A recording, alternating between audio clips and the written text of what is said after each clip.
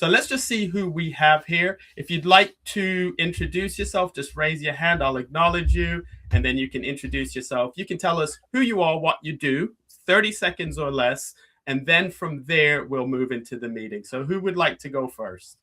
Okay, that's great.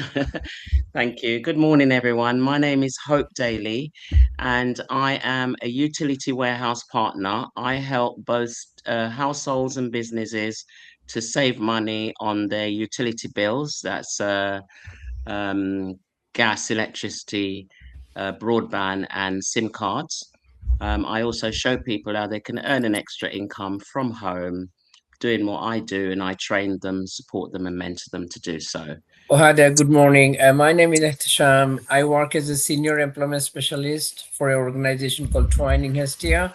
We are part of NHS and we support people with severe mental health into paid employment. So we receive all our referrals from the secondary mental health team, and then we work with the clients and we'll try to find them tailor-made jobs. We follow a system called IPS.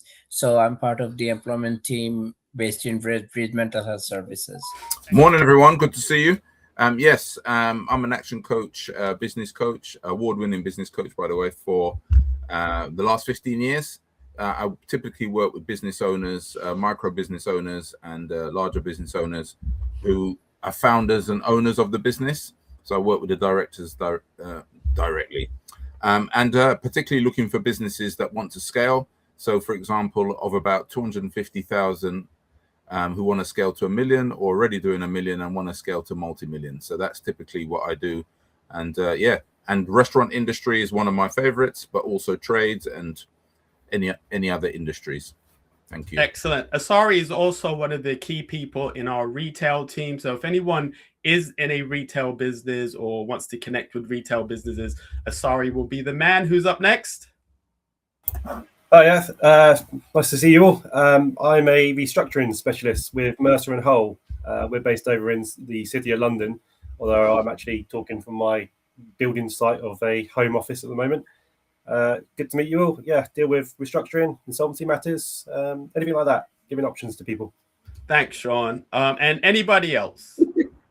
I'm an event producer and I also curate pop-up stores. I partner with, for independent brands. So I partner with brands like Westfield, John Lewis, Landsec, and we showcase independent brands.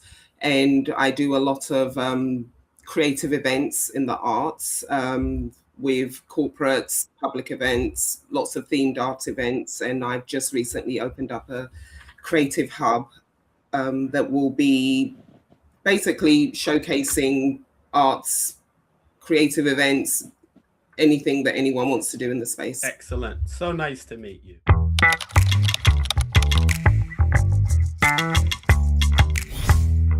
But what I will do is give Marcellus an opportunity to introduce himself, and to everybody, and this is the best tip that I can give you for a pitch, say one thing. Focus on the one thing, because we'll have the rest of the call to unpack some of the items. But sometimes when you say multiple things, especially on a call like this, people forget the first few things that you said anyway. So over to you, Marcellus, 30 seconds or less. I'm principal consultant at Lindsay Consolidated Services. I help organizations understand what they need to do to get ready for AI as one of the services we do. That's the fundamental basic questions that you need to ask and the information you need to know about your business before you let anybody sell you AI. I'm based in Watford, but I'm all over London and Ilford and working with you guys and looking forward to meeting everyone. Excellent. That might be a good introduction to Anthony. So Anthony, did you want to say a little bit about what you do? And I do think you guys actually connected on, on the WhatsApp group. Yes. All right, cool. My name is Anthony. What I do is very simple. We help you harness the power of artificial intelligence into strategic, operational, and coordination value. So in simple terms, we help you to build operating systems that run your business for you. Excellent. So as far as member benefits, one of the key member benefits that I think a lot of people are missing out on is the WhatsApp group. As a business owner, I get probably about 70% of my business through WhatsApp. So I'm a full-time mortgage broker. I don't spam groups. I don't constantly sell. But what I do is establish myself in these groups as a person who understands finance and can support people. So we do have a Redbridge Chamber of Commerce WhatsApp group. So everybody has access to the Redbridge Chamber of Commerce general group. So whether you're a paying member or a non-paying member, you do have access to the group. But the benefit of being a paying member, you also get access to some of the subgroups. So I'd encourage every single person who is a member to make sure that you utilize the WhatsApp group. But key thing, and we had an instance this morning, when you're putting something in the group, don't just say, for example, I'm looking for an electrician.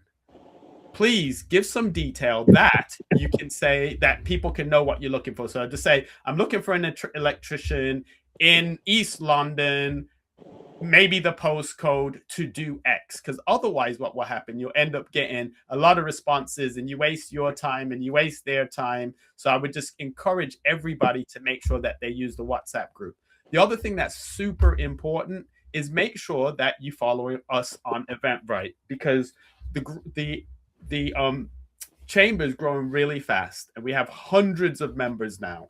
And what we want to do is make sure that everyone has access to the information at the same time. So none of us have the capacity, bandwidth, or desire to be consistently or constantly emailing people. So you can self-serve. You are able to access all the information about all of the events at any time by following us on Eventbrite, as well as following us on LinkedIn. We're also on YouTube. So Asari, you and I did a little bit of work with the retail, going out to different businesses. What I want to do is just, if you could just recap, what some of the things that you saw and heard when you were going out to the retail businesses, and B, some of the ways you actually support retail businesses as far as the services that you offer. Yeah, brilliant. Thank you. Yeah. So basically it's called, it's something we call bold calling. It's walk-ins. Different people use different words for it. And it basically means you literally go down the high road. We literally went down Wanstead High Street and we went down South Woodford, George Lane, and literally just started by the station and just knocked doors. Literally, well, you don't knock, you just walk in, right? You just walk in. And the basic strategy is to say, introduce yourself. Look, I'm from the chamber. We're looking to grow the chamber. Tell them a little bit about it and say, is it something you'd be interested in? Yeah, no problem. So yeah, literally just walking in, introducing myself or ourselves as from the chamber, just looking to grow the chamber, getting more people to come into the chamber, and tell them a little bit about. Sometimes they'll say, what is it about? What is it? Some people have never heard of it, never heard of a chamber, don't know what it's about. Sometimes the owner's not in. So basically the strategy is to make connection. It's that first stage connection, then send them an email, then follow up with a phone call just to see what their thoughts are. So that's basically the strategy. If the owner's not there, we try and find their owner's name, because usually you can contact them. They've got a phone number, because they're public organization, right? So they're there on the high street, so they must have an email and so on. So if you ask politely the person in the shop, what's the owner's name, most of the time they'll tell you. Sometimes they're a bit shady, but most of the time they'll tell you, because all you need is a first name. You don't really need much more detail than that, just a first name. Because if you go on Company's House, you might find Jonathan Smith is the owner, but apart from his mum, nobody calls him Jonathan. So it's just a little tip to say, if I know he's called John and he spells it Jon, when I send an email, it's nicer if I can spell it the right way. So those are just little tips. But the main point is to really build a chamber and to offer some support to local businesses. And what I'm offering is a review, effectively, a review of their business. I did one in Hammersmith yesterday in the middle of the heat, but I managed to go by train on the air-conditioned train, so that was nice. But I went to Mr. Steak and literally sat and had a meal with my wife. He asked me to come and try it, and I'm going to give him a review of his restaurant, things he could do and tips to improve and grow the restaurant in terms of its profit growth. Okay. So one of the things I want to do, I would like to probably talk to Sean a little bit, because he did say what he does, and I want to give him an opportunity to unpack that and say how he benefits businesses, because it's one of those fields that until you need it, you don't necessarily understand it. So Sean, I'm going to go over to you, and if you could just unpack what you do and what your ideal company or avatar would be. Yeah, thank you. I mean, there is really no ideal company or business. We help everybody. Usually people come to see us when they've got money problems, business isn't going well, cash flow is sort of decreasing, HMRC are sending threatening letters. People tend to bury their heads in the sand and not tackle these issues. But the reality is there's quite a lot of options that can help get them out of these problems. And you're not going to know them unless you talk to someone. I mean, why would you? If you're facing difficulties, obviously things aren't going well. It's not something that people like to think about. So we offer them a chance to get out of it, structure their business a different way, sell it on, start again, whatever it might be. Anything to help them get away from those financial difficulties and sort of see the light at the end of the tunnel. And how would someone get in contact with you? Phone? Yeah, just a phone call. I mean, we've obviously got a website, LinkedIn, and everywhere else. But most of our sort of contacts come through talking to people, saying hello. Like I say, no one wants to particularly talk to us unless they've got a problem, and people don't like to admit when they've got problems. So it's not, we're not in your face. But obviously, if you've got an issue, it's that thing. If your fridge breaks, suddenly you'll see adverts for fridges everywhere. When you've got a problem, you might suddenly start seeing insolvency practitioners and restructuring services advertised all over the place. But who do you call? Who can you have a free chat with to sort of work things out? That's where we are. Yeah, just pick up the phone. Excellent. Thank you. And when you and I spoke, one of the things that we highlighted was the fact that, like, if you're on social media, everyone's talking about how amazing they're doing, how they land £10,000 clients every single day. So you work in a field where, as you said, it's not something that people are going to shout about. People aren't going to just, keep advertise that they're struggling. As far as the chamber is concerned, I know we have some people that aren't members. Does anyone have any questions as far as how we may be able to support their business or what they would be looking for from a chamber of commerce? Or maybe you just want to understand how a chamber of commerce works. Does anyone? Okay. So what I will say is, as I think Marcella said, a lot of people don't understand what a chamber is. So a chamber essentially is an advocacy body for local businesses in their catchment area. So chambers have existed for a really long time. Chambers are a global thing. So unlike a lot of membership organizations, and there's a lot of really good membership organizations. So we're not here to compete with them. We're here actually to complement them. But the difference with a chamber is a chamber, it exists to support the businesses in that area. We're non-exclusive. So there's a lot of membership organizations where part of their pitch, and it makes sense, part of the pitch is you will be the only, insolvency practitioner, the only AI company, and that's great. But what we found is collaboration is key. So we have a lot of accountants, for example, in the chamber, and not every accountant wants to deal with startups. There's some accountants that they don't want to deal with someone that hasn't made their first million.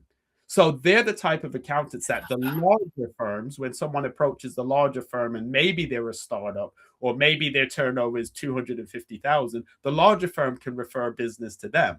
And then there's a smaller firm, if they don't want to deal with people that are 1 million, 5 million plus, as they help a company grow, they can refer those companies up. So one of the key benefits of the chamber is not the fact that you're competing with other people, but people in the same vertical can actually refer business to you. I speak a lot about Asari because Asari and I speak a lot, but Asari and Dave, for example, they support each other. Hope is a UW partner and is a mortgage broker. When I have clients that are buying new homes, they're moving in, I refer them to Hope. So we are here to support each other's businesses.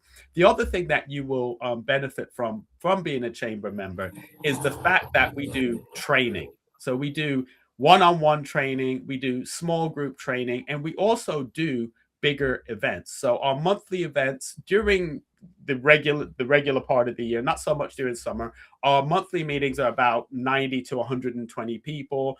Our smaller sessions might be 30 people, but each opportunity that you get to network and meet with people that you otherwise would not have met with is an opportunity for you to be successful. Because like they say, it's not what you know, it's who you know, and also who knows you. Hope, I just wanted to ask you, with this hot weather, are you finding that more people are contacting you, or when do people usually contact you to talk about their utilities? They don't tend to do so during the hot weather. In fact, people just shy away from looking at what their bills are going to be when it's around gas and electricity during the summer months. So I do work harder to highlight how important it is to look at that now, so that when winter comes along, it's not a big shock to your system. People tend to start looking at those sorts of bills as soon as it starts getting cold, or when a new announcement is made by the government that the tariff is being increased. I'm an opportunist Hope, in the sense of entrepreneurial. But the heat waves, because I know it's been a chat, so where I live, we have to use one provider, so you can't change. But the conversation has been, because of the heat waves, that extra spike in electricity, and maybe that could be an opportunity to raise with people to get them to connect with you when they traditionally wouldn't. Just an idea, Hope. Yeah, great suggestion. People do get worried about things like using fans and ACs. So yeah, I've been kind of talking about those issues as well. But yeah, I need to do more of that. Thanks, Marcellus. And I know that Hope is one of our most active members, and this is another thing that I would say. In the WhatsApp situation, where I say I get a lot of my clients through WhatsApp, I don't say that to brag. I say that because it's just fascinating to me that people, and nothing against coaches and gurus and experts, but we often have the low hanging fruit. We have a WhatsApp group that is free, that you have access to people to. If you've been in the group, you see that I post this a lot. I'll say, well, Nike regularly advertises, Adidas, Apple, McDonald's, Coca-Cola. These companies continually advertise. And these are all brands and names that you know and recognize. However, we have a business and we figure, okay, you know what I'm going to launch this business. I'm going to post once, then twice, then 3 times. Oh my gosh, it didn't go viral. I didn't make my 10,000 this month. This is a waste of time. But the people that post regularly are the people that are most successful, simply because I'm not going to need to change my energy supplier every day. I'm not going to need a mortgage every day. I'm not going to need an insolvency practitioner every day. So you want to be at front of mind the moment they think of that thing. And that's why McDonald's, Nike, all of these companies continually advertise. Now, you might say, well, I don't have the money of those organizations. That's why I'm shocked that most people don't utilize the WhatsApp. And I'm not just talking about our WhatsApp group. I'm just saying in general. And if you establish yourself as a key person of interest, so a key person of influence. So, for example, with Hope, anytime I hear the word utility, I just think of her, because she has hooked that into my brain. So each of you have that opportunity to be the person that people will go to when they need it. And other thing to remember, the people in the group won't always be your client. They won't always be the person that's going to do business with you. But if you post regularly and you post complete posts, it gives them the opportunity to share your post in other groups. I think Marcellus had something to say. And if anybody else wants to add anything, please put your hand up. Just to add that it's a two-way street, please, people. Because I'd tell you, so off-putting to me, people who run onto AI, get content, and throw stuff out there, and then they don't engage with anybody else. So the consistency, I think, is a foundation, but the connection builds it. When you see something else, even a thumbs up or I thought of that, I'll tell a friend, or you engaging with other people builds the relationship and that connection. So your consistency, I think, has more credibility to pay off. Excellent. And I think Etisham, you had something to add?